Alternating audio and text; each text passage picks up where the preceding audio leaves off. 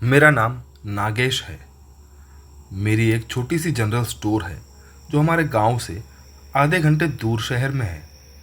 मैं रोज़ सुबह 10 बजे दुकान पर जाता हूँ और रात में करीब 10 बजे के आसपास अपने घर गांव में लौट आता हूँ। दिवाली का समय चल रहा था और मेरा बिजनेस धंधा बहुत अच्छा चल रहा था।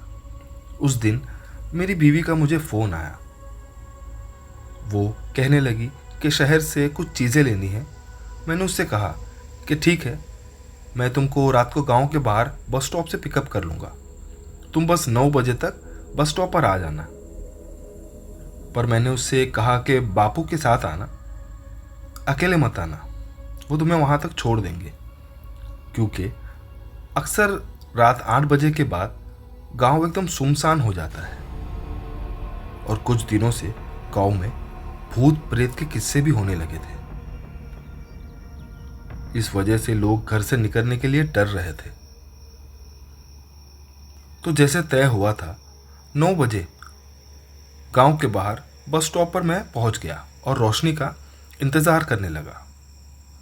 मेरे फ़ोन की बैटरी एकदम उतर चुकी थी, तो मैंने फ़ोन को दुकान में ही चार्जिंग पे लगा दिया था। पर जब मैं दुकान से निकला तो उस वक्त फ़ोन लेना ही भूल गया। मैंने अपनी शर्ट पर परफ्यूम लगाया था जो नए ब्रांड की थी। आज ही डीलर मुझे बेचने के लिए दे गया था। कुछ ही देर में मेरी बीवी रोशनी आ गई। मैंने उसको पूछा, अरे तुम अकेली क्यों आई? बाबूजी कहाँ है? वो कहने लगी, बाबूजी के पैर में थोड़ा दर्द था। तो मैंने उनको कहा कि आप परेशान मत होइए बाबूजी, मैं अकेले ही चले जाऊंगी। मैंने कहा, ठीक है, आज तो तुम अकेली आ गई हो, लेकिन अगली बार ध्यान देना, कभी अकेले मत आना यहाँ। आजकल यहाँ का माहौल ठीक नहीं है। उसने कहा, अरे ठीक है, चलो बाबा, अभी लेट हो रहा है। और इस तरह बोल के वो मेरे पीछे एक बाइक पर बैठ गई और हम शहर की तरफ बढ़ने लगे। ठंडी के दिन थे। रास्ते में कोई स्ट्रीट लाइट भी नहीं थी, बस चारों तरफ घना अंधेरा और धुंध ही धुंध दिखाई दे रही थी। सिर्फ मेरी बाइक की हेडलाइट की थोड़ी रोशनी थी, जिसके सहारे हम धीरे धीरे आगे बढ़ रहे थे। रोशनी कहने लगी, खुशबू तो आपने बहुत अच्छी लगाई है। मैंने कहा, हाँ, वो नई ब्रांड की है, डीलर दे गया था, तो मैंने आज ट्राई करने के लिए लगा ली है। मैंने रोशनी को पूछा, तुम्हें क्या खरीदना है? उसने कोई जवाब नहीं दिया। और उसी वक्त हमारे पीछे एक ट्रक बार बार हॉर्न बजा रहा था। शायद उस ड्राइवर को मुझसे आगे जाना था, मुझे ओवरटेक करने लगा। मैंने सोचा शायद रोशनी ने ट्रक के शोर में मेरी आवाज़ सुनी ही नहीं, इसीलिए उसने जवाब नहीं दिया। फिर अचानक से मुझे घबराहट सी होने लगी। मेरा सर भारी होने लगा। मुझे अजीब सी थकावट महसूस होने लगी। मैंने रोशनी को कहा, मेरी तबीयत थोड़ी बिगड़ रही है। उसने कहा, ठीक है, आगे एक बड़ा सा पीपल का पेड़ है, वहां बाइक रोक दीजिए। मैंने जैसे ही बाइक को मोड़ा तो मेरे पीछे से ट्रक ड्राइवर एकदम तेज स्पीड से मेरे आगे निकला और उसने मेरे आगे ट्रक रोक दिया।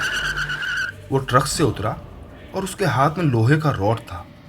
वो भाग के मेरी तरफ चीखते हुए आया।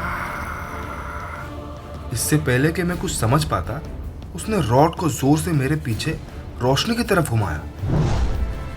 मैंने उसे रोकने के लिए अपना हाथ बढ़ाया कि मैं बाइक के साथ रास्ते पर ही गिर गया। फिर मैंने किसी तरह उठकर गुस्से में ड्राइवर का गला पकड़ लिया। ड्राइवर कहने लगा, अरे भाई साहब, गला छोड़ो मेरा, मैं तो आपको बचा रहा था। मैंने बोला, साले, लोहे के रॉड से हम पर हमला किया और बोल रहा है हमको बचाने आया है। वो कहने लगा, भाई, मैं तुमको उस औरत से बचाने आया हूँ जो तुम्हारे पीछे बैठी थी। वो तुम्हारे कंधे को नोच के खा रही थी। यकीन नहीं है तो आप अपने शर्ट को देखिए, अभी भी खून लगा हुआ है। जैसे ही मैंने आसपास देखा तो रोशनी वहां थी ही नहीं और मेरा शर्ट पूरा खून से लथपथ भिगा हुआ था। मेरे खून से और फिर मैंने देखा कि मेरे कंधे का गोश्त पूरा लटक रहा है और मैं वही बेहोश हो गया। मुझे ट्रक ड्राइवर अस्पताल ले गया। वहाँ रोशनी और मेरे घर वाले मौजूद थे।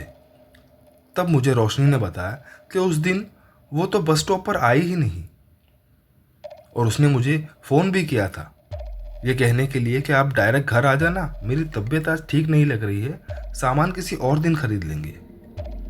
पर जब मैंने फ़ोन नहीं उठाया तो उसने समझा कि मैं दुकान के काम में व्यस्त हूँ, इसलिए मैंने फ़ोन पर ध्यान नहीं दिया। पर उसने मैसेज छोड़ा था। तब ट्रक ड्राइवर ने कहा, भाई साहब, मैं उस रोड से सालों से आता जाता रहा हूँ और हमेशा उस बस स्टॉप पर हमेशा एक सफ़ेद साड़ी वाली लड़की को देखा करता हूँ। वो वहीं खड़ी रहती है और हाथ से इशारा करती है गाड़ी रुकाने के लिए। जो गाड़ी नहीं रोकता तो कुछ देर तक उसके पीछे दौड़ती है। मेरे पीछे भी दौड़ चुकी है और जो गाड़ी रोक कर उसे लिफ्ट देता है वो आगे एक बड़े से पेड़ के नीचे मरा हुआ पाया जाता है और उस लाश के कंधे अक्सर वो डायन खा जाती है। तो ये थी मेरी कहानी।